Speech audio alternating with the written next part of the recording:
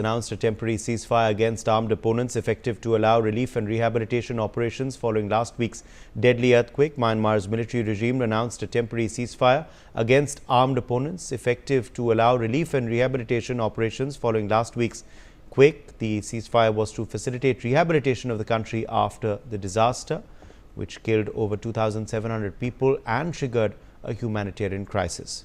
Well, this development comes after reports suggested that the ruling military had remained on war footing despite Myanmar's worst disaster and had launched airstrikes as well.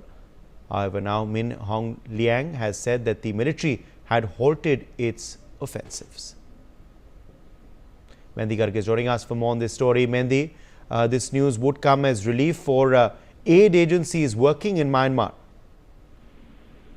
Well, indeed, big developments are coming from Myanmar as Myanmar's ruling military has declared a temporary ceasefire in the country's civil war to facilitate relief efforts, following a 7.7 magnitude earthquake that has killed more than 3,000 people. And also the surprise announcement by military leaders who also head the unelected government came last Wednesday, as on 2nd April, which said that, the halt in fighting would run until April 22nd to show compassion for people affected by the quake. And also the announcement followed unilateral temporary ceasefires announced by armed resistance groups opposed to military rule. And also the military has warned that those groups must refrain from attacking the state and also regrouping or else face necessary measures. And also the resistance forces have also reserved the right to fight in self-defense, and the rescuers have pulled 2 men alive from the ruins of a hotel in Myanmar's capital, a third from a guest house in another city, and also another in the country's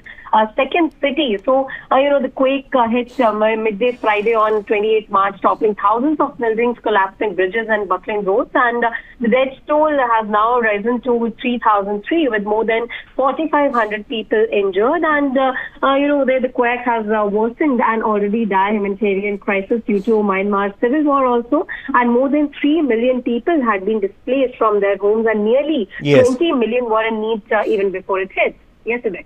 All right, Mendi Garg, thank you for joining us with those updates. Prime Minister Narendra Modi is in plane for Thailand on a state visit to attend the 6th BIMSTEC summit.